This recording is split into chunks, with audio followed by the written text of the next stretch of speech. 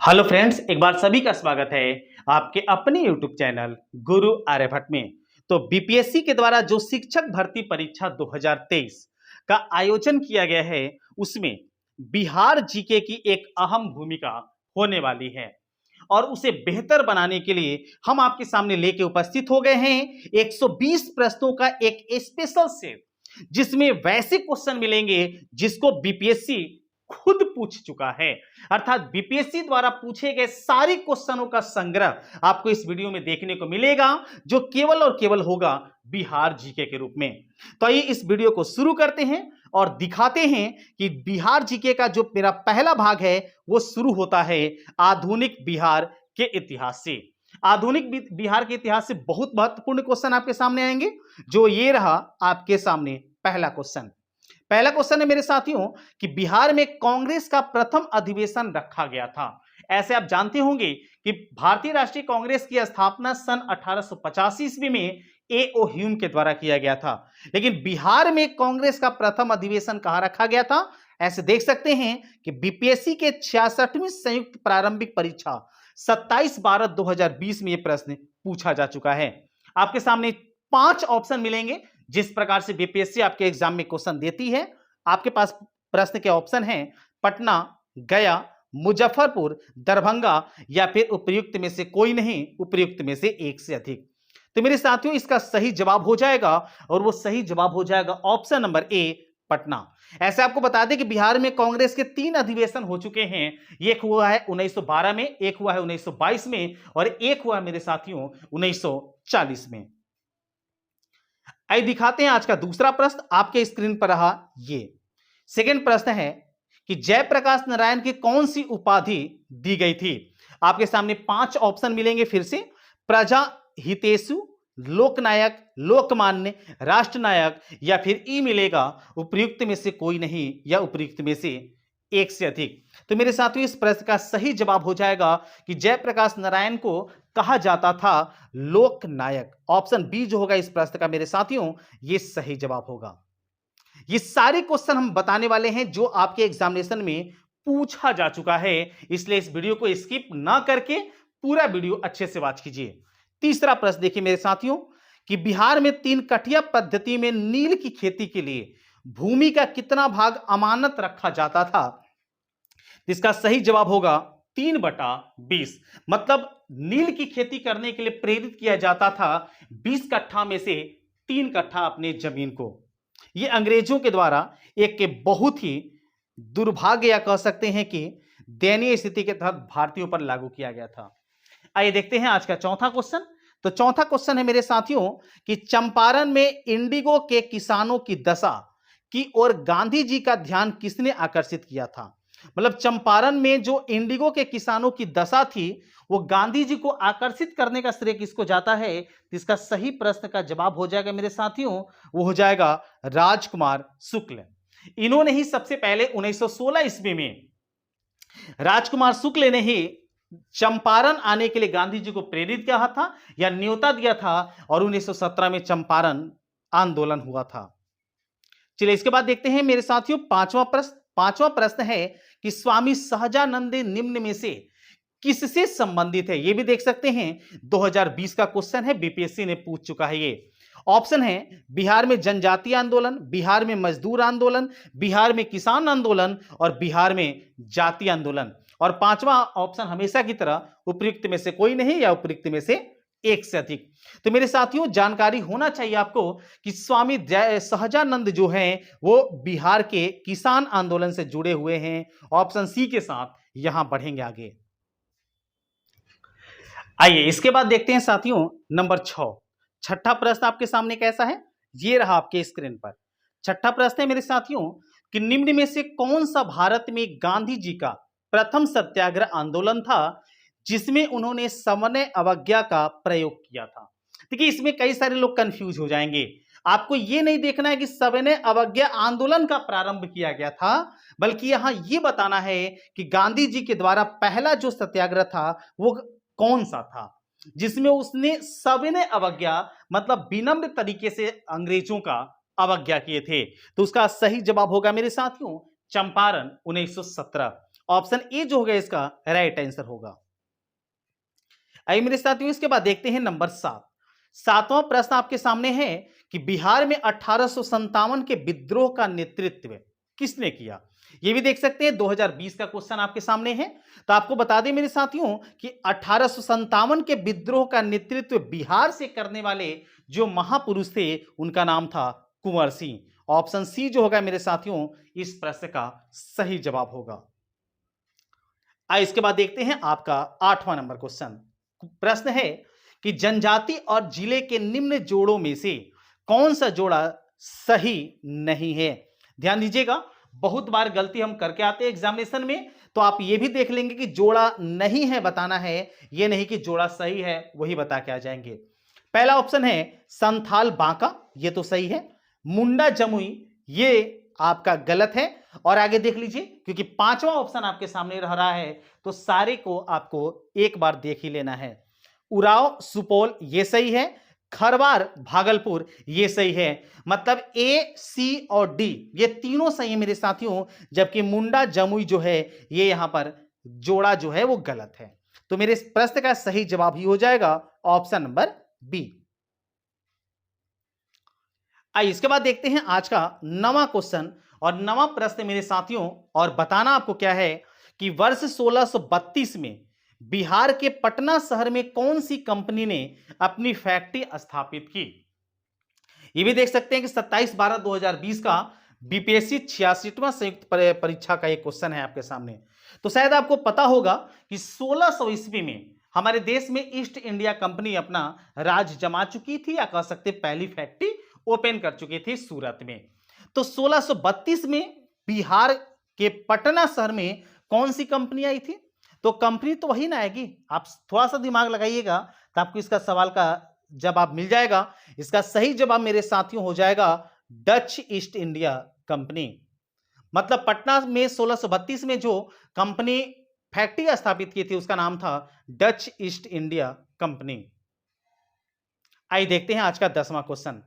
10वां question है मेरे साथियों कि बिहारी छात्र सम्मेलन का 16वां अधिवेशन कहां हुआ था। यह भी आप देख सकते हैं कि 2021 में पूछा गया प्रश्न है। बीपीएससी का जो संयुक्त परीक्षा 2021 में हुआ था वहां पूछा गया है कि आपको बताना है कि बिहारी छात्र सम्मेलन का 16वां अधिवेशन कहां हुआ था। तो मेरे साथियों इसका सही जवाब हो जाएगा, वो हो जाएगा हजारीबाग में। ऑप्शन ए के साथ बढ़ेंगे आगे। इसके बाद देखिए 11 प्रश्नों को थोड़ा सा तेज करेंगे ताकि आप जल्दी से जल्दी मेरे इस सारे प्रश्नों को एक साथ कवर कर सकें। बाबा ठाकुर दास ने पटना में किस सोसाइटी की स्थापना की थी। यह भी 2021 का क्वेश्चन है जो बिहार से पूछा गया था। तो मेरे साथियों इसका सही जवाब हो जाएगा, वो हो जाएगा option number B, Ramakrishna Mission Society. 12 को देखिए, 12 में आपको बताना है कि कुंवर सिंह जगदीशपुर में कब प्रविष्ट हुए। कुंवर सिंह जो थे वो जगदीशपुर में कब प्रविष्ट हुए, इसका सही आंकड़ा आपको बताना है। तो इसका सही आंकड़ा होगा 22 अप्रैल 1858 ईस्वी को। सही जवाब कौन सा हो जाएगा मेरे साथियों, 22 अप्रैल 1858 ईस्वी को। इसके बाद देखते हैं मेरे साथियों नंबर 13 है कि 1904 ईस्वी में देवघर में गोल्डन लीग की स्थापना ब्रिटिश का बहिष्कार और स्वदेशी आंदोलन की प्रगति के लिए की गई, तो किसके द्वारा किया गया था या कहां किया गया था, आपको इस प्रश्न में यह बताना था। तो मेरे साथियों इसका सही जवाब हो जाएगा, वो हो जाएगा ऑप्शन नंबर डी अर्थात बिहार में। अगर आप लोग इस पर अनुमान लगाते, क्योंकि बिहार का क्वेश्चन चल रहा है, तो बिहार में एकदम सही जवाब होगा। आइए देखते हैं आज का 14 नंबर। सन 1875 ईस्वी में बिहार हेराल्ड आरंभ किया गया था, कहां पर या किसने किया था, आपको यह बताना है। तो मेरे साथियों इसका सही जवाब होगा, वो हो जाएगा ऑप्शन नंबर सी, बाबू गुरु प्रसाद सेन के द्वारा। आइए देखते हैं आज का नंबर 15 क्वेश्चन। 15 क्वेश्चन है मेरे साथियों कि भागलपुर में नमक सत्याग्रह का नेतृत्व किसने किया था। ऐसे नमक सत्याग्रह जानते होंगे कि 1930 ईस्वी में महात्मा गांधी के द्वारा किया गया था, लेकिन भागलपुर से कौन था, इसे का जवाब आपको देना है। ऐसे देख सकते हैं 2019 का क्वेश्चन है जो बीपीएससी अपने एग्जामिनेशन में पूछ चुका है। तो इसका सही जवाब मेरे साथियों हो जाएगा महादेवलाल सराफ। ऑप्शन बी के साथ यहां बढ़ेंगे आगे। चलिए, ये थोड़े से थे आधुनिक भारत के क्वेश्चन, 15 क्वेश्चन। इसके बाद हम बिहार का प्राचीन इतिहास, जिससे आपके एग्जामिनेशन में क्वेश्चन पूछने की संभावना ज्यादा मानी जाएगी, वहां से हम आपके सामने प्रश्न लिए हैं। तो देखिए, बिहार के प्राचीन इतिहास से क्वेश्चन कैसे कैसे आपके एग्जामिनेशन में पूछे जाते हैं। तो मेरे साथियों, इसका पहला क्वेश्चन आपके सामने आ रहा है, वो ये रहा आपके स्क्रीन पर। पहला क्वेश्चन है कि प्राचीन महाजनपद मगध की प्रथम राजधानी कौन सी थी? आपको इसमें यह बताना है। तो मेरे साथियों, अगर इस सवाल का अगर जवाब आप अनुमान लगाते हैं तो यहां भी आपको उसी तरीके से 5 ऑप्शन मिलने वाले हैं।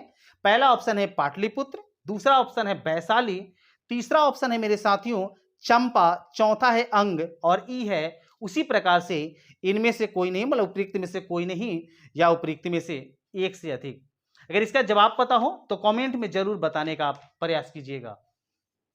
ऐसे बता दें, इसका सही जवाब हो जाएगा उपयुक्त में से कोई नहीं या उपयुक्त में से एक से अधिक। ऐसे मगध की प्रथम राजधानी कौन सी थी, अगर ये पता करें तो ये चारों के चारों ऑप्शन जो हैं ये गलत हैं। इसका सही जवाब होगा कि उपयुक्त में से कोई नहीं। चलिए, इसके बाद देखते हैं आज का दूसरा क्वेश्चन इस भाग से। बिहार के चिरांद नामक पुरास्थल की प्राचीनतम संस्कृति है। आपको इसमें से 5 ऑप्शन में से बताना है कौन सा जवाब सही होगा। तो मेरे साथियों, इसका सही जवाब होगा नवपाषाणिक संस्कृति। Option C is right answer. इसके बाद देखिए आज का तीसरा प्रश्न। भागलपुर पुल में बुलाई गई प्रथम जैन संगीति के अध्यक्ष कौन थे? तो पाटलिपुत्र में बुलाई गई प्रथम जैन संगीति के अध्यक्ष कौन थे, आपको ये इस प्रश्न में बताना है। तो पाटलिपुत्र में जो प्रथम जैन संगति बुलाया गया था मेरे साथियों, उसके जो अध्यक्ष थे वो थे स्थूलभद्र। ऑप्शन सी के साथ बढ़ चलेंगे आगे। चौथा प्रश्न को देखिए, 4 नंबर प्रश्न है आपके साथियों कि किस शासक ने अपनी राजधानी पाटलिपुत्र में स्थानांतरित की थी? ये देखिए 2020 में क्वेश्चन पूछा गया है बीपीएससी के द्वारा। तो किस शासक ने अपनी राजधानी पाटलिपुत्र में स्थानांतरित की थी? आपको इस प्रश्न का जवाब देना है। तो मेरे साथियों, इसका सही जवाब होगा उदयन, अर्थात ऑप्शन सी के साथ बढ़ेंगे आगे। उदयन ने राजधानी जो पाटलिपुत्र है वो स्थानांतरित कर दी थी। पांचवा क्वेश्चन देखिए, पांचवा प्रश्न है मेरे साथियों कि भगवान बुद्ध के महापरिनिर्वाण के बाद पहली बौद्ध संगीति हुई थी, कहां हुई थी? आपके सामने ऑप्शन कुछ इस प्रकार से हैं। ये देखिए क्वेश्चन बीपीएससी के द्वारा 2018 में पूछा गया है। तो मेरे साथियों, इसका सही जवाब होगा राजगीर, अर्थात वर्तमान समय में उसका नाम दे दिया गया है राजगीर। राजगीर इसका सही जवाब होगा। आइए देखते हैं छठा प्रश्न। छठा है कि ओदंतपुर शिक्षा केंद्र निम्न में से किस राज्य में अवस्थित है? ये भी देख सकते हैं 2017 में बीपीएससी के द्वारा पूछा गया क्वेश्चन है। तो मेरे साथियों, छठे प्रश्न का सही जवाब हो जाएगा, वो हो जाएगा बिहार। ओदंतपुर शिक्षा केंद्र जो है वो कहां स्थित है मेरे साथियों? तो बिहार में है। आइए इसके बाद देखते हैं नंबर 7।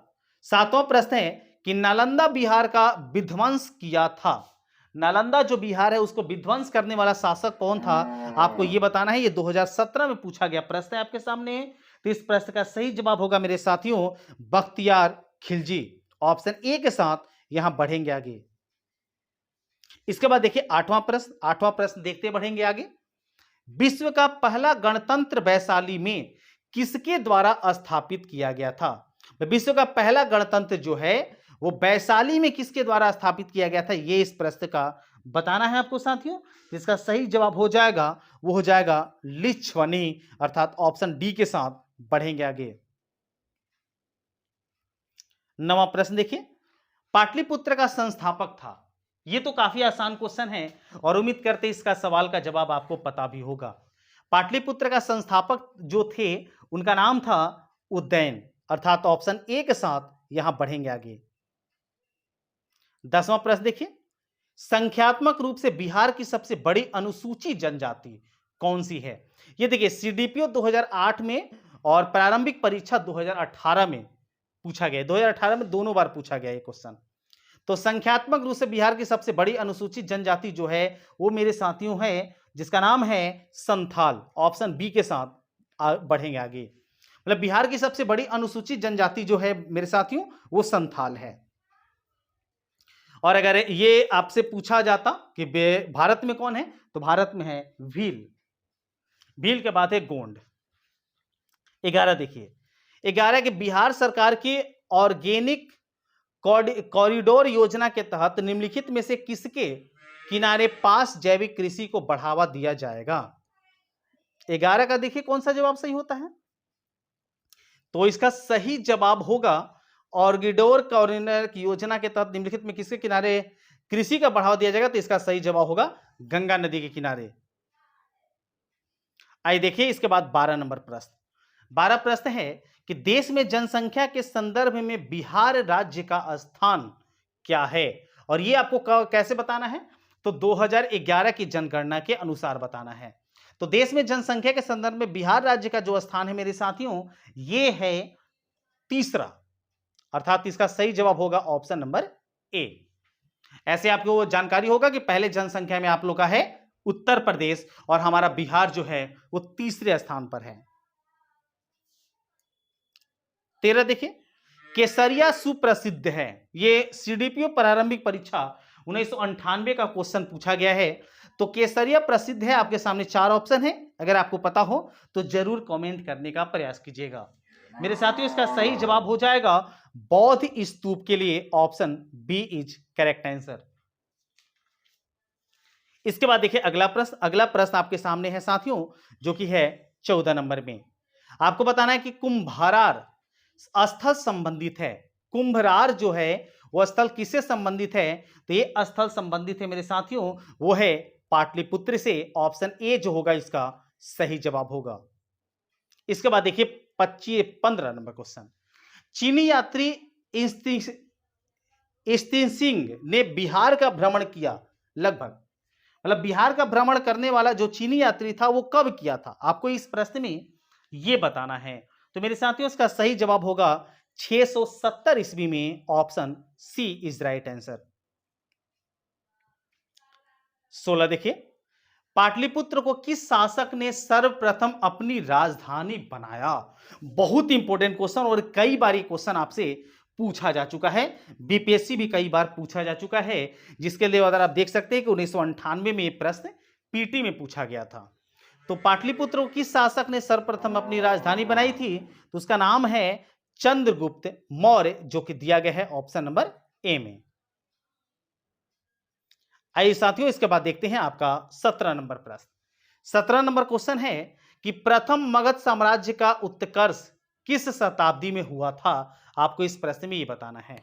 ऑप्शन देख लीजिए, 4 ऑप्शन आपके सामने हैं, अगर आपको इसका जवाब पता हो तो कमेंट कीजिए। ऐसे इसका सही जवाब होगा ईसा पूर्व 6ठी शताब्दी, मतलब 6ठी शताब्दी के ईसा पूर्व में ये प्रथम मगध साम्राज्य का उत्कर्ष हुआ था। इसके बाद आइए साथियों 18 नंबर क्वेश्चन को जानते हैं। निम्न में से कौन सा अशोक के साम्राज्य में सम्मिलित नहीं था, तो अशोक के साम्राज्य में सम्मिलित कौन नहीं था, अफगानिस्तान, बिहार, श्रीलंका या फिर कलिंग। ये 1998 का प्रश्न पूछा गया मेरे साथियों, तो इसका सही जवाब हो जाएगा वो हो जाएगा श्रीलंका। ऑप्शन सी जो होगा इसका सही जवाब होगा। 19 देखिए, नालंदा विश्वविद्यालय के स्थापना का युग है, मतलब नालंदा विश्वविद्यालय जो है वो किस युग में स्थापित किया गया, आपको इस प्रश्न में ये बताना है, या किसके शासन काल में, अगर ये भी पता हो तो आप इसको बता सकते हैं। ऐसे 1999 का पूछा गया प्रश्न है। आज जितने भी हम आपके सामने क्वेश्चन लाए हैं मेरे साथियों वो कहीं ना कहीं बीपीएससी में पूछा गया है, तो ये वीडियो काफी ज्यादा आपके लिए इंपॉर्टेंट होने वाला है। तो 19 का सही अगर जवाब जाने तो 19 का सही जवाब मेरे साथियों हो जाएगा गुप्त वंश। ऑप्शन सी जो होगा इसका सही जवाब होगा। चलिए इसके बाद देखते हैं 20 में बताना है क्या है मेरे साथियों, तो नालंदा विश्वविद्यालय के विनाश का कारण क्या था। नालंदा विश्वविद्यालय जो है अभी उसको स्थापना तो हम लोग समझ लिए गुप्त वंश के द्वारा किया गया था, लेकिन विनाश का कारण क्या था ये भी देखिए 1999 में पूछा गया है। तो इसका सही जवाब मेरे साथियों हो जाएगा 20 का, वो हो जाएगा मुसलमान। नालंदा विश्वविद्यालय के विनाश का कारण क्या था कि मुसलमान उसको नहीं चाहते थे कि विश्वविद्यालय यहां पर बने, इसलिए मुसलमानों के द्वारा अर्थात मोहम्मद बिन तुगलक के द्वारा उसे तोड़ दिया गया था। 21 को देखिए, विक्रमशिला शिक्षा केंद्र के संस्थापक का नाम है। विक्रमशिला शिक्षा केंद्र के संस्थापक कौन थे ये बताइए। ये भी देखिए 1999 में प्रश्न पूछा जा चुका है। तो मेरे साथियों इसका सही जवाब होगा धर्मपाल। ऑप्शन बी के साथ यहां भी बढ़ेंगे आगे। 22 क्वेश्चन को देखिए।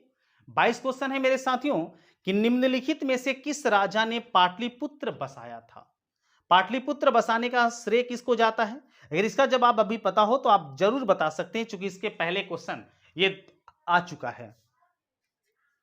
सही जवाब होगा उदाइन। ऑप्शन डी जो होगा इसका सही आंसर होगा। चलिए बढ़ते हैं अगले क्वेश्चन की ओर। अगला प्रश्न आपके सामने है जो कि है 23 नंबर में। प्रश्न है मेरे साथियों कि निम्नलिखित में से किस नगर में प्रथम बौद्ध सभा आयोजित की गई थी। पहला बौद्ध सभा आयोजित किस नगर में किया गया था। नालंदा में किया गया था, गया में किया गया था, राजगीर में किया गया था, या मेरे साथियों बताना है कि बोध गया में किया गया था। तो मेरे साथियों इस 23 का सही जवाब हो जाएगा, वो हो जाएगा राजगीर में किया गया था। ऑप्शन सी के साथ बढ़ेंगे आगे। इसके बाद देखिए मेरे साथियों नंबर 24। प्रश्न क्या है, तो निम्नलिखित में से मगध का कौन सा राजा सिकंदर महान के समकालीन था। सिकंदर महान के समकालीन राजा कौन सा था। आपको 4 ऑप्शन मिलेंगे, अगर इसका सही जवाब पता हो तो जरूर बताइए। ऐसे इसका सही जवाब होगा मेरे साथियों धनानंद। ऑप्शन बी जो होगा इसका करेक्ट आंसर होगा। इसके बाद देखते हैं मेरे साथियों 25 नंबर क्वेश्चन। 25 प्रश्न है कि मौर्य वंश के पश्चात किस वंश का राज स्थापित हुआ। ये देखिए बीपीएससी 46वीं संयुक्त परीक्षा 2001 का प्रश्न पूछा गया है। आज के जितने भी सेशन के क्वेश्चन आपके सामने है वो कहीं ना कहीं किसी रूप से आपके एग्जामिनेशन में पूछे ही गए हैं। तो मेरे साथियों 25 का सही जवाब होगा सुंग वंश। Option D is correct. इसके बाद देखते हैं साथियों 26 नंबर प्रश्न है कि पाटलिपुत्र को किस शासक ने सर्वप्रथम अपनी राजधानी बनाई। पाटलिपुत्र को राजधानी बनाने का श्रेय किसको जाता है, तो ये जाता है चंद्रगुप्त मौर्य। एक बार और दोबारा रिपीट हो गया, लेकिन आप इसको याद रखेंगे, बहुत इंपॉर्टेंट क्वेश्चन है ये। 27 नालंदा विश्वविद्यालय किस लिए विश्व प्रसिद्ध था। नालंदा विश्वविद्यालय जो वो किस लिए विश्व प्रसिद्ध था, तो इसका सही जवाब हो जाएगा मेरे साथियों बौद्ध धर्म दर्शन के। Option C is correct answer. और इसी बौद्धि को विरोध में मुसलमान जो थे उसे तोड़ दिए थे। इसके बाद देखते हैं मेरे साथियों 28 नंबर प्रश्न। 28 है कि निम्नलिखित में से भारत का सबसे पुराना राजकुल कौन सा है। पुराना राजकुल बताना आपको कौन सा है। यह भी बीपीएससी सचिवालय सहायक परीक्षा 2000 में पूछा गया प्रश्न है मेरे साथियों। तो मेरे साथियों इस 28 का सही जवाब हो जाएगा, वो हो जाएगा मौर्य। ऑप्शन ए के साथ यहां बढ़ेंगे आगे। 29 देखिए, 29 है कि अशोक की महानता मुख्यता है। अशोक की महानता मुख्यता किसमें है आपको बताना है। कलिंग विजय में, बौद्ध धर्म के प्रचार में, भारत के राजनीतिक एकीकरण में, या विश्व बंधुत्व में। तो मेरे साथियों 29 का सही जवाब हो जाएगा, वो हो जाएगा विश्व बंधुत्व में। ऑप्शन डी जो होगा इसका सही आंसर होगा। चलिए इसके बाद देखते हैं मेरे साथियों नंबर 30। 30वां प्रश्न क्या है मेरे साथियों, तो पटना का प्राचीन नाम क्या है। अगर आपको पता हो तो इसका जवाब तो दम आसान है। हमें उम्मीद है कि इसका जवाब सबको पता होगा कि पटना का पुराना या प्राचीन नाम जो मेरे साथियों है वो पाटलिपुत्र है। ऑप्शन सी जो होगा इस प्रश्न का बिल्कुल सही आंसर होगा। 31 का जवाब देखिए, हर्यक नरेश बिंबिसार की राजधानी थी। तो हर्यक नरेश बिंबिसार की जो राजधानी थी मेरे साथियों वो था राजगीर, या गिरिब्रज के नाम से उसे जाना जाता था। वर्तमान समय में इसका नाम राजगीर कर दिया गया है, पहले उसे गिरिब्रज कहा जाता था। इसके बाद देखते हैं मेरे साथियों प्रश्न नंबर 32। अशोक किस राजवंश से संबंधित था। ये देखिए 2007 में क्वेश्चन पूछा गया है डीआरडीए के द्वारा। तो अशोक किस राजवंश से संबंधित था, तो मेरे साथियों 32 का सही जवाब हो जाएगा, वो हो जाएगा मौर्य वंश से।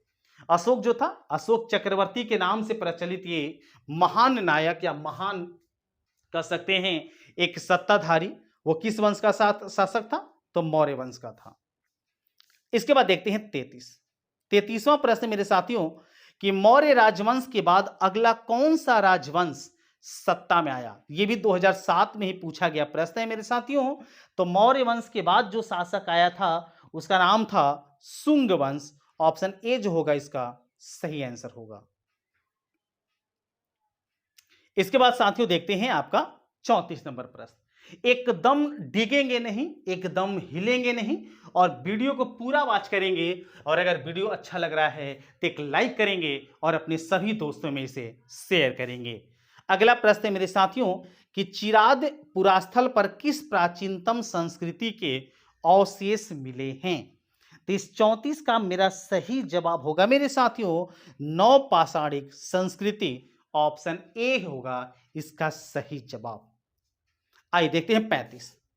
पाटलिपुत्र किस राजवंश की राजधानी थी? ये तो कई बार क्वेश्चन पूछा गया है, आपको याद एकदम रखना चाहिए कि पाटलिपुत्र जो है किस वंश की राजधानी थी।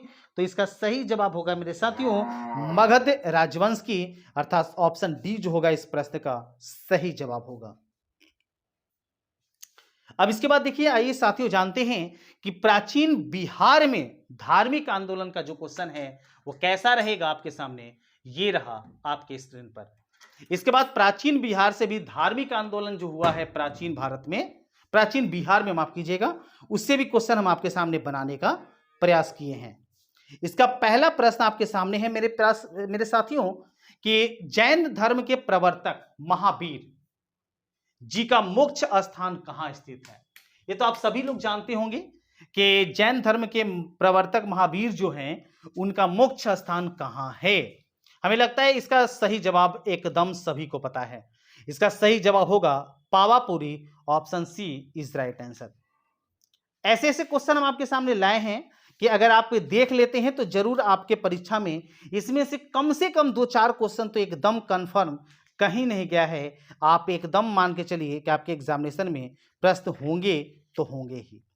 आइए इसके बाद देखते हैं आज का दूसरा क्वेश्चन, और दूसरा क्वेश्चन मेरे साथियों है आपके स्क्रीन पर इस प्रकार। बताना आपको क्या है कि पटना में किस सिख गुरु का जन्म हुआ था? कौन से सिख गुरु थे जिनका जन्म पटना में हुआ था, आपको यह बताना दूसरे क्वेश्चन में। तो इसका सही जवाब होगा गुरु गोविंद सिंह। ऑप्शन डी जो होगा इसका सही आंसर होगा। इसके बाद देखते हैं मेरे साथियों तीसरा प्रश्न। तीसरा प्रश्न है कि बोध गया में बोधि वृक्ष अपने वंश की इस पीढ़ी का है, मतलब किस पीढ़ी का है बोधि वृक्ष जो आप देखते हैं बोध गया में? तो इसका सही जवाब मेरे साथियों हो जाएगा पंचम पीढ़ी का ये बोधि वृक्ष है जो बोध गया में आप लोग को एक पीपल के पेड़ के रूप में देखने को मिल जाता है। आइए मेरे साथियों इसके बाद देखते हैं नंबर 4। चौथा प्रश्न है मेरे साथियों कि जैन धर्म के प्रवर्तक महावीर स्वामी का जन्म स्थान कहां था? हमें लगता है इसका तो जवाब सबको पता होगा।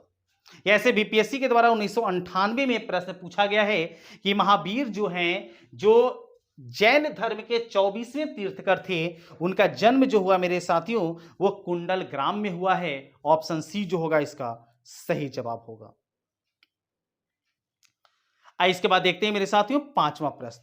पांचवा है कि निम्नलिखित में से कौन सी बात बौद्ध धर्म तथा जैन धर्म में समान नहीं है? मतलब बौद्ध धर्म और जैन धर्म में समान नहीं है, एक दूसरे के बराबर नहीं है, कौन सा बात ऐसा है? ऑप्शन आपके सामने देख लीजिए क्या क्या है। ऑप्शन है अहिंसा, वेदों के प्रति उदासीनता, आत्मदमन, रीति व रिवाजों की अस्वीकृति। तो देखिए इसमें अगर हम बात करें तो ए बी डी तीनों सही हैं, मतलब इसमें गलत आपको दिख रहा है ऑप्शन नंबर सी आत्मदमन, और यही होगा मेरे इस प्रश्न का आंसर, क्योंकि यहां आपसे पूछा गया था कि कौन सा नहीं है। इसके बाद देखते हैं मेरे साथियों छठा प्रश्न। अशोक के शासन काल में बौद्ध सभा किस नगर में आयोजित की गई थी? आपको इस प्रश्न में यह बताना है।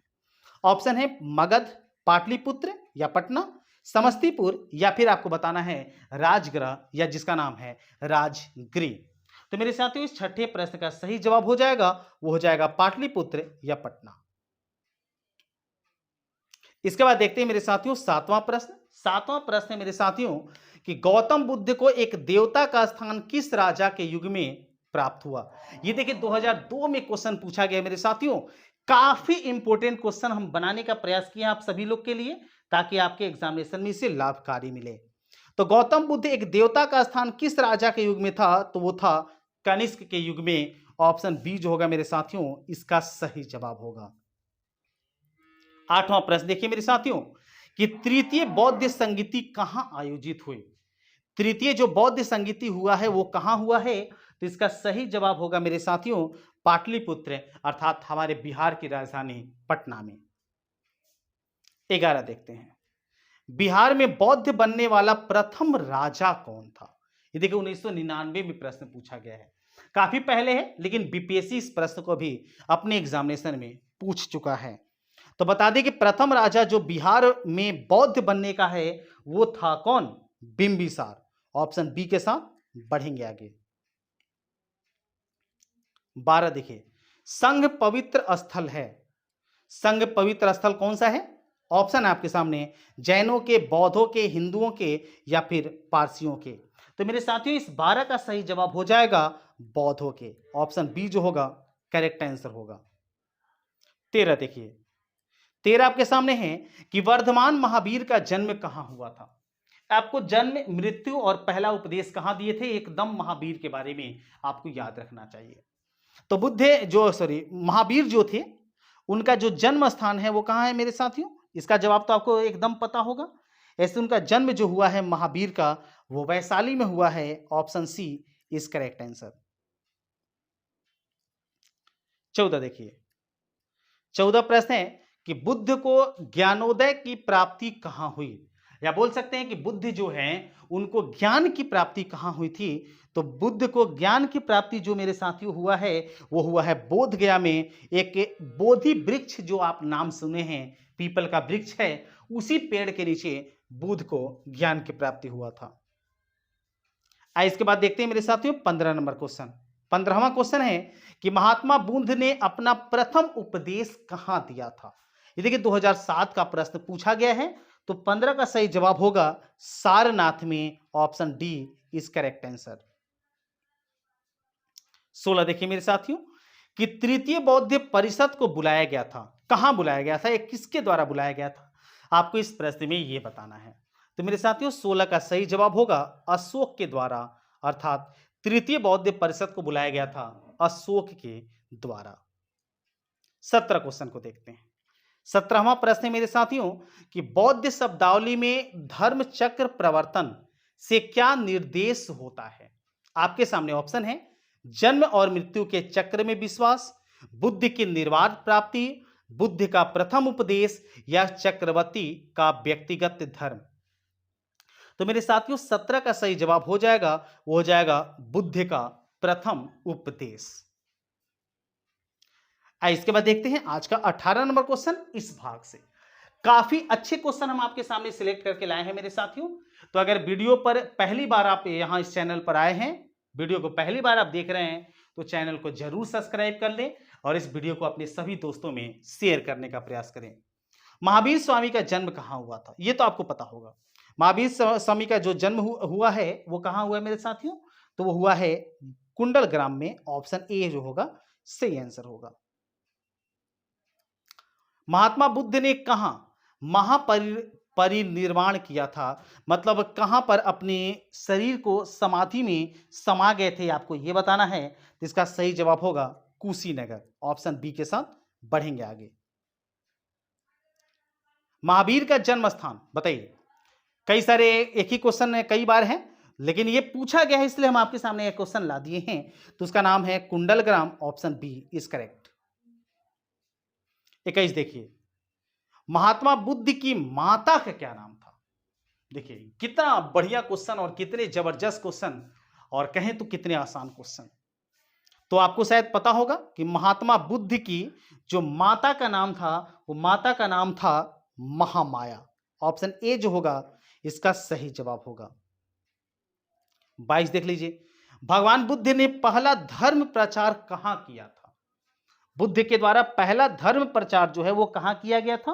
तो ये किया गया है मेरे साथियों सारनाथ में। सही जवाब क्या हो जाएगा? Option number B. 23 को देखिए, महावीर स्वामी का जन्म किस गांव में हुआ था? देखिए कई सारे एक ही क्वेश्चन पूछे गए हैं बार बार, तो हम आपके सामने ला दिए हैं जैसे जिस टाइम में जिस तरीके से पूछा गया है आपके सामने। इसका सही जवाब होगा ऑप्शन नंबर सी। इससे 2-3 क्वेश्चन रिपीट हो जाता है तो आपको एक बार समझने में भी आवश्यकता पड़ेगी, समझने में भी अच्छा रहेगा कि आप प्रश्नों को रिपीट करके देख सकते हैं या फिर कह सकते हैं उसे जवाब खुद दे सकते हैं। 25 का जवाब दीजिए। गौतम बुद्ध इनके पुत्र थे, या ऐसे बोल सकते हैं कि गौतम बुद्ध किनके पुत्र थे, या गौतम बुद्ध के पिताजी का क्या नाम था? आपको इस प्रश्न का जवाब देना है। ऐसे अजातशत्रु नहीं, बिंबिसार नहीं, शुद्धोधन नहीं, गौतमी पुत्र। इसका सही जवाब होगा मेरे साथियों 25 का, वो हो जाएगा ऑप्शन नंबर गौतमी पुत्र। 26 देखिए, जैन पंथ के पहले तीर्थकर थे। तो जैन धर्म के जैन पंथ के जो पहले तीर्थकर थे वो मेरे साथियों ऋषभदेव थे, और महावीर जो थे वो 24वें तीर्थकर थे जो सबसे ज्यादा जैन धर्म में प्रचलित हुए थे। तो मेरे साथियों यहां पर आज का प्रश्न का जो क्वेश्चन होता है वो समाप्त होता है। उम्मीद करते हैं आपको ये वीडियो काफी ज्यादा पसंद आया होगा। इस वीडियो को यहीं पर रोकते हैं और इसका पार्ट 2 बहुत ही जल्द आपको इस चैनल पर देखने को मिल जाएगा। यदि मेरे चैनल पर नए होंगे तो जरूर चैनल को सब्सक्राइब कर लीजिएगा और इस वीडियो को अपने सभी दोस्तों में शेयर करने का प्रयास कीजिएगा। मिलते हैं अगले वीडियो में कुछ और नए टॉपिक के साथ। तब तक सभी को वंदे मातरम।